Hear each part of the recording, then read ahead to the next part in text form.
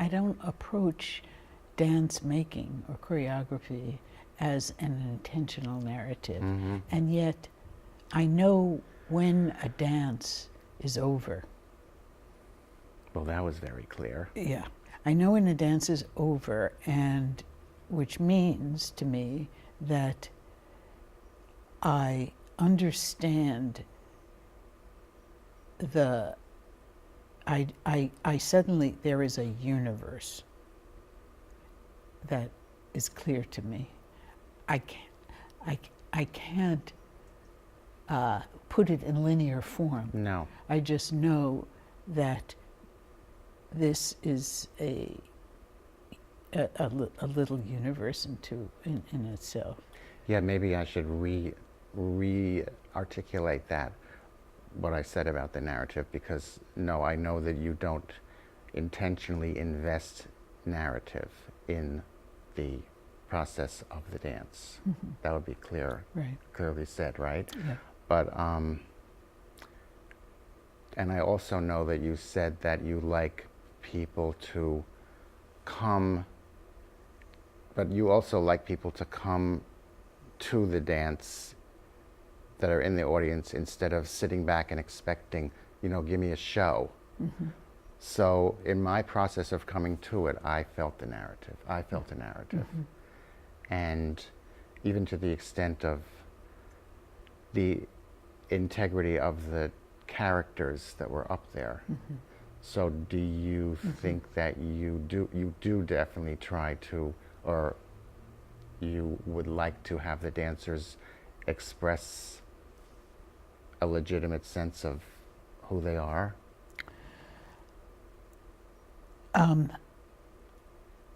I do everything to support them in letting go of the kind of patterns of behavior that prevent us as audience from seeing them. Mm-hmm. So in that, and my whole way of coaching and working with the casts that I work with is to point out to them where they're falling into the traps of their behavior or their patterns of behavior, so that I don't see their spontaneity. I can't see their spontaneity. I see that it's like a dulling it's a dulling of the moment when they're in the habits and the patterns. And that's where turn your fucking head kind of, it's a way to regenerate the material, the connection to something bigger than. Well, I did see that. Mm-hmm. I mean, I was guided to see that by what you said the day before in the lecture. Right. And I watched their heads. Yeah. And the rest of them sort of following suit with that. Now the other word that I wanted to talk to you about was pedestrian, which I know is a dance term, and I know that you don't like to dwell too much on this kind of terminology, but I saw a very old film of a work of yours from the 60s, and they were carrying themselves in the same way. Oh. I felt like they were, I wouldn't even know what the words would be to describe the way their bodies were being carried. Can you say anything about what you say to them about that? Or does that also not get articulated in those words? Yeah, I don't use that language, but I wonder what film it was that you saw from the 60s. It was black and white, 1966. So was it from Experiments in Art and Yeah, Technology? that's right. Where they're standing on Yes, platforms yes. and stuff like that. Yeah. Yeah. So it's nice that you are bringing up that, because I think when a dancer walks on stage, what you say is, oh, that dancer is walking on stage. And so that there are all kinds of assumptions you can then make because the dancer is now walking. It's almost like a transition or calling it walking. You know what it is you're looking at. You mean from an audience point I'm of view? talking about from the audience point of view, but which is what I say to dancers. Right? If you're walking on stage, I know what it is that I'm looking at. I'm seeing a man walking. I'm seeing a woman walking. And in that piece from '66, I put the people on platforms so that these remote control. Oh, I wondered how they moved. By the way, Yeah, they were I thought, remote whoa. control, and which was my way of working with those engineers at the time. Oh. Was, can you come up with, and this is, okay, it's 1966, can you come up with platforms that could carry dancers across the stage so that they wouldn't have to walk? And that was really hard to do in 1966, because when it would stop, it would go, stop. Yeah, I and noticed dancers that. would fall out, and then you'd start again. And now that technology, we got vacuum cleaners that move more smoothly than those platforms. So yeah, it's a way to suspend the patterns of seeing for an audience member. Well, it succeeded in my regard because Yeah. the word pedestrian, when I first heard it in a dance term, I felt it had a negative, not negative, but a lower connotation, like pedestrian Right. in the sense of Right. Ordinary. lower. Yeah. But now that I've seen various kinds of walking, quote unquote, this to me was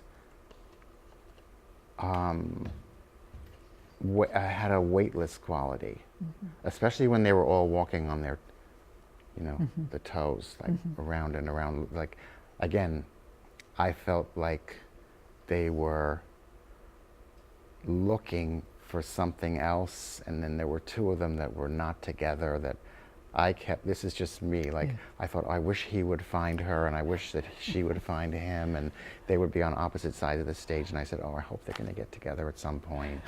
And, I know this is all coming from, Yes. Yeah. but you find that amusing. Yeah.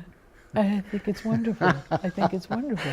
But it's not supposed to just be an interview about my reactions. Yeah. So how do you, let me try this one. How do you, well, another thing I noticed was the disposition of the bodies at any given moment seemed to be highly calibrated. That is done in how do you motivate them for that? Well, number one, they are already pretty highly calibrated dancers. I was thinking today as I came here that every day they do a class and they have different teachers, and I was wondering who is curating their teachers. Who is making they are always working with different teachers who come in and teach an hour-long, an hour and a half class. When I was in Stockholm working on this piece, there's a ballet teacher, I think his name is Siv. I haven't stepped in, you heard me say, I haven't stepped into a dance studio since 1964. When I was in Stockholm last year working on this piece, I went to I wanted to see the dancers in a ballet class, and I was watching them with this teacher. I took that ballet class the next day. I mean, I left after about, half an hour into it. But I was so impressed with his teaching and his manner. And he is a very, very well-known and respected ballet teacher. I think he lives in New York. And so I guess I want to say that somebody is curating. Maybe it's the company themselves who keep recommending teachers they want to work with. But I think that's incredible. I don't know dance companies that do that have different teachers come in, work with. So they're having a wide range of movement input from these teachers. And then, you heard my list of no's. Some of them I have it here today if you wanted me to read it off I to you. also have it. Oh, you have I it? wrote a circle around it. Yeah, yeah. So I have things that they can't do, you know, That they cannot they do. cannot do. I saw another yeah, tape of you sitting yeah. people down. It was the beginning of some piece, and you were giving them this kind of roster, as it were. Yeah. And they were all sitting cross-legged on the floor looking up at you very, you know, okay. But so you're saying that since they're already highly calibrated, when you come in to work with them, they have this embodied sense that you're able to refine Yes. or take advantage of, maybe. Yeah. Well, Or I no. think refine No, is refine. closer. It's just sort of tweaking those points. But even Yeah. so, I guess it's always been a source of wonderment to me that, and especially last night, this is an entire hour of essentially one fluid hour. And, you know, you wonder how what do you suppose they're not thinking about? Because that's another thing that crosses my mind when I see this kind of extended panoply. Like, do you talk to them about how to let go of their thinking? Oh, yeah, Mhm. yeah. I mean, you know, you heard me talk about the questions, so that they're all addressing the same sets of questions and using the same tools to bring them back to the questions and to where they are. But, you know, myself included, I've been practicing in this manner for 45 years, and I still can't do it. As you said. It's such an impossible set of instructions, and it's meant to be that way. And what it does is it keeps me interested in playing it out, because I can't get it. It's just a process where I could notice how I attend to the process. I mean, I have this work that I can do for the rest of my life because I know I can't get it. And that's such a, you know, it's such a relief to me as an artist and as a American.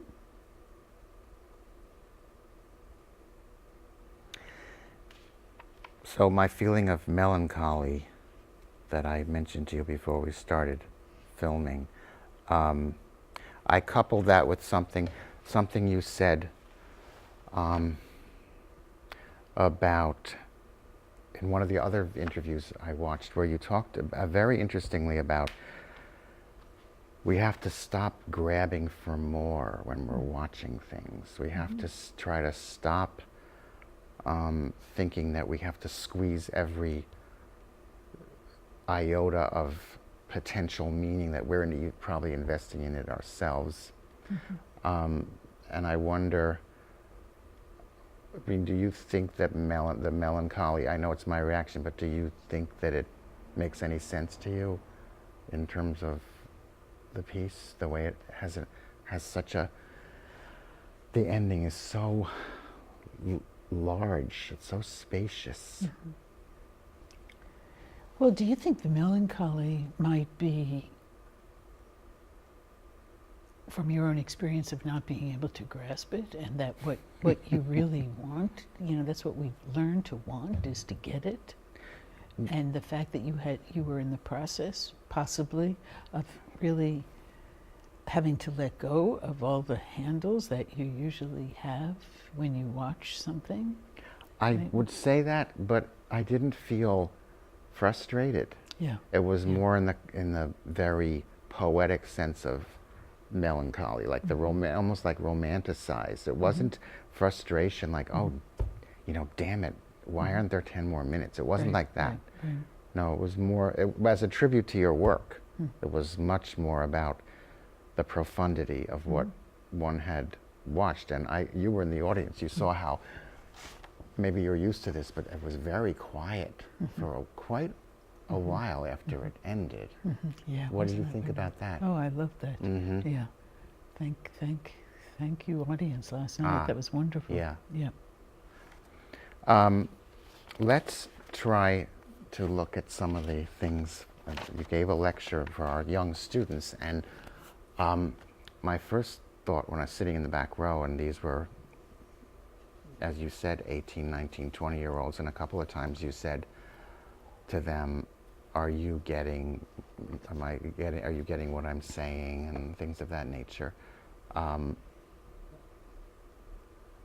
How often do you wonder about that when you're speaking about your process to people?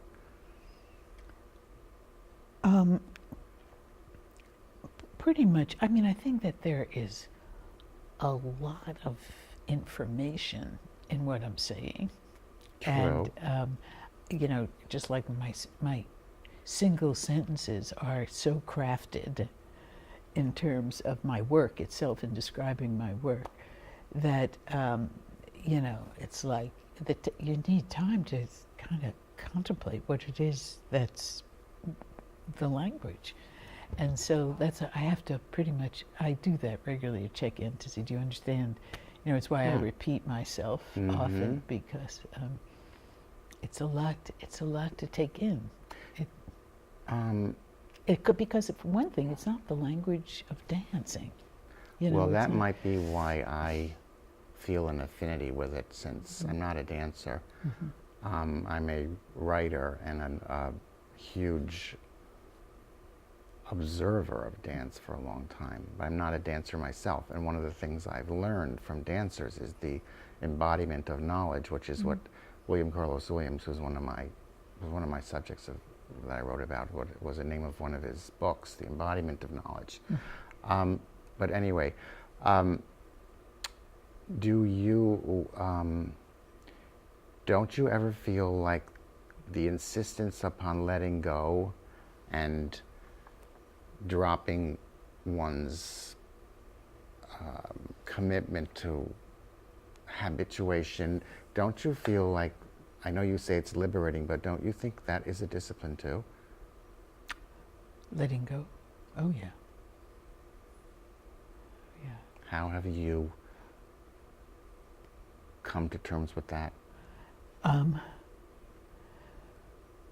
Well, the recognition of a lot of loss, of things that were kind of comfortable for me. I mean, if you're talking about life, if you're talking about dance, it's the same thing in that way. I think I'm an expert at letting go, and I don't highly recommend it as a necessary attribute to living necessarily, but it's been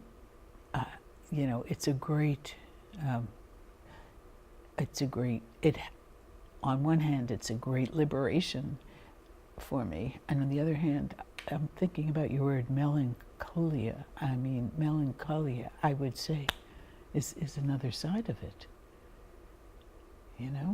It's both. But that's what I Yes. see. I thought Yeah. to myself last night, Yeah. I said to myself, should I ask? Because I went, as I say, going back through your writing, going back through your speaking, and your insistence in a very, as in this insistence upon this letting go, it's very you make it sound like it's a salutary thing, which, What does that mean? I mean, like, it's healthy. It's healthy to, in terms of making the work more legitimate to oneself. That's the lesson I get, and I think I agree. But I wonder how. I just was wondering how it came across to the youth. I was thinking, wouldn't it be interesting to go around and ask them how that came across to them? Yeah. I mean, do you think it's something that one grows into? I almost think it's something that one grows into.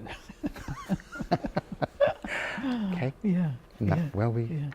now this continuity of continuity, discontinuity of continuity, and continuity of discontinuity. Yeah. Did you like this? I like that. Isn't that No, neat? I wanted to Yeah. ask you, my Yeah. question on that is, Yeah. when did you think of that? So the first, like, when did that come Yeah, into your mind? I can't. I've tried to go back through my notes to see where that happened. I think it was around. I think it was around 2012, Oh, it's 2013. recent. Yeah, yeah, very recent. Hmm. Yeah, yeah. Did something 2012, the language that set of things came up, and then 2013 it started, really hitting home and. So do you remember, building did on it. something specifically happen? Or were you on a trip in one of your hotels, or were you sort of Yeah, staying with one of your yeah, friends, yeah, or something like that? It's a story I should find out, Yeah. right? Like on an island. Yeah. You know what I really love, which was something that just happened about a month ago, was the recognition that this term that I've been using since 1970, which is cellular consciousness. Oh yeah, we haven't gotten to that. If the cellular consciousness turns out that is the continuity of discontinuity. Oh. I don't think you said that. I don't know if I said it at the talk, but No. that just occurred to me. That's what that is. And cellular consciousness, when I use that language, come on, everybody can go to sleep. It's too facile, right? We've all heard about cellular consciousness and one thing, or the cellular body, or it's just been language-wise. I feel like it's kind of lost its I don't power. agree, with all due respect, No. because the first time I heard of it was, maybe you know about this, James Joyce was the first person that he's the one that, I don't remember what context it was, but he's the one, maybe it was in Portrait of the Artist or Stephen Hero, which is like the prototype for Portrait of the Artist, where he talks about how every 7 years all the cells in your body replenish themselves. So, I mean, I'm just saying, I feel like what you're saying has a very, very great provenance. On the contrary, and I think it really definitely impacts one's dance awareness. But talk a little bit more about how that's connected to, how is that connected to the Continuity of discontinuity? Because that's what it is, the continuity of discontinuity. Cellular consciousness. In other words, for me to be aware of my cellular body, I have to be here to be aware of my cellular body if I talk about cellular consciousness. It's not that it's not happening. Oh, it can't be a construct. But it's not, yeah. It's Deborah has to be here to reconfigure the calling of the self as cellular consciousness as opposed to Deborah Hay. I have to be here to do that. And so that's so the continuity of Deborah has to be here to notice the discontinuity of the cellular body. The discontinuity of all of those voices, the discontinuity of zillions of cells at once. You see, the great thing is you don't ever talk about what they sound like. No, I picture it being a sort of, a sound that has no name, like the thing that has no name, but everyone knows it in themselves. Whatever. Okay. The cellular body, letting go. Oh, letting go of the cardinal points. Now that interested me too, because I've been studying in another context, I've been studying the culture of the Pueblo Indians, and they have the 4 cardinal points plus the sky and the earth. And you're talking about literally turning one's back on that. When do you recall that becoming something that you advised or sort of became a proponent of? That was sort of in the around 2003, 2004. So you know exactly when these years were and everything. Yeah, because it happened as a result of recognizing that I was making proscenium pieces. And I thought, how am I going to get out of this? You know, both that and also noticing my behavior in a studio. By yourself, you Yeah, mean? by myself. Was better. Was what you wanted. Yeah, because it just seemed really idiotic.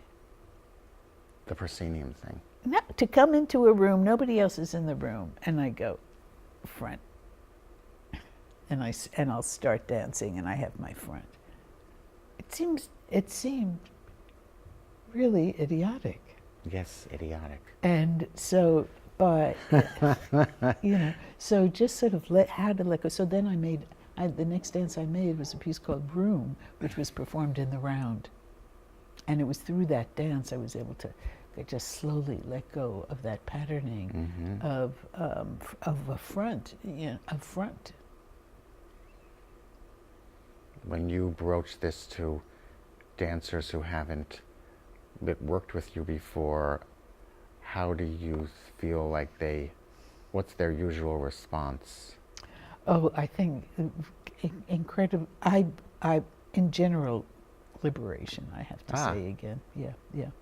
Because I'll tell you an example with the question to myself was, what if every cell in my body at once has the potential to surrender the pattern of facing a single direction?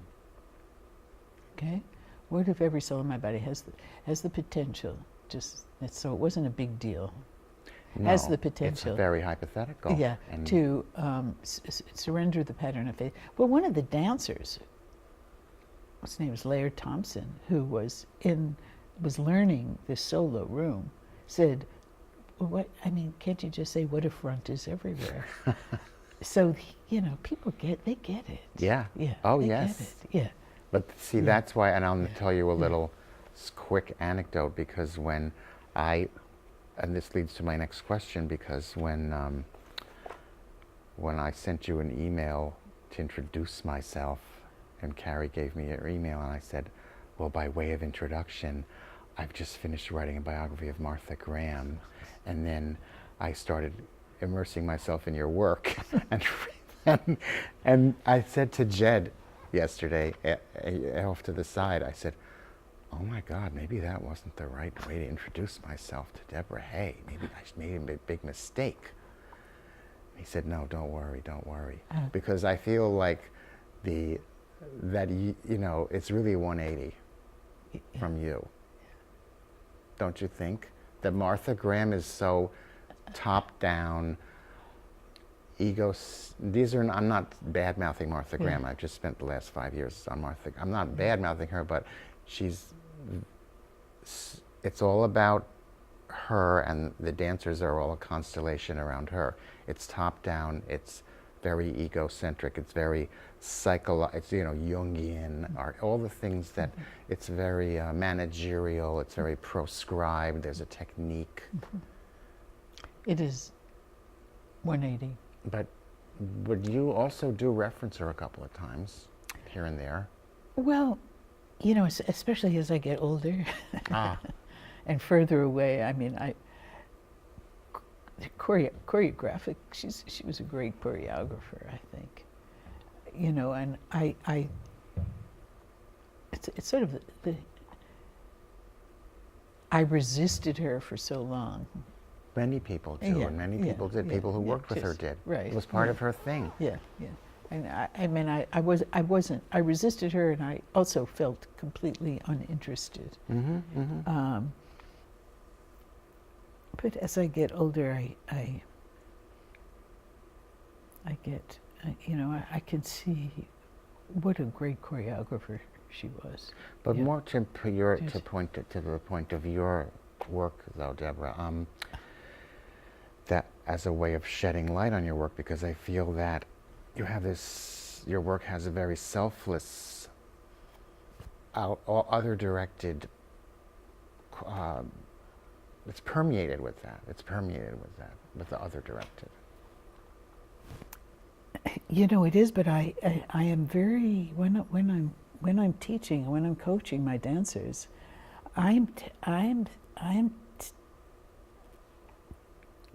that description that I gave in the talk the other day. I am playing like a dog at being a pig.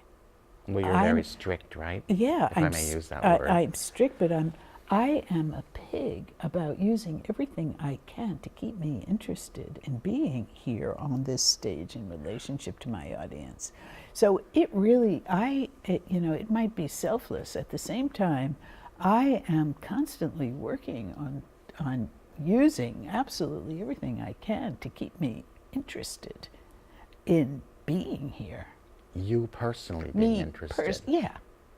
So it worries me a little bit about selflessness, since Sounds a little bit reverential. yeah, You know, like, yeah, right. And there's no self. There is a self here. I know there is. I am playing like a dog. Well, that's why I liked, I think it was was it yeah. Rauschenberg that told you that great quote that you gave about never wait for anything, get to work. Didn't Rauschenberg tell you that? Or? Yeah. It was just never wait for anything. The get to work was Get to you. work was me. Yeah. Yeah. But see, that's why I meant what I meant before about the rigor of the rigor of giving up. Mm-hmm. It's very rigorous. We have time for one more question, so let me see. Oh, inviting being seen. Let's talk about that. Yeah. I love that. Yeah. Just talk about it a little bit. Okay. Working with untrained performers for years and years and years. And this happened, and looking at them, what is the language I could use to help bring them out so that I could see them, that they weren't hiding, they weren't. So the evolution of that language is at first was willingness to be seen, the willingness to be seen. By the performer. Yeah, by the purpose. And it's the cellular body that is willing to be seen. It's a cellular body's willingness to be seen. That was the language when I started out using it. And then I thought willing felt a little too passive. Which? Willing. Oh. So that's when I amped it up to invite. Every cell in the body invites being seen. And because it's the cellular body, it's not a big deal. I mean, it's not like Deborah Hay asking to be looked at. It's going to my bones, inviting being seen, my flesh, inviting being seen, the tip of my nose, the bottoms of my feet, inviting being seen. So it's it's a trick to to take all that energy about fear of being seen. I mean, who am I? Right? The fear and the self-consciousness about being seen into, if you go down to your bone, if you go into the bones inviting being seen, it's a way to, and if your audience is here, you might as well invite being seen. Yes, I liked when you said that. Yeah. I liked that very much because they're already there, and you're already there, and you're going to take away a lot of the false burden on yourself by putting it into your own body. Like not, the false burden of yourself up here. Right. Because that's, we haven't really even talked about that. Yeah. That's what's so good about this conversation. Yeah. Thank you. Thank you so much.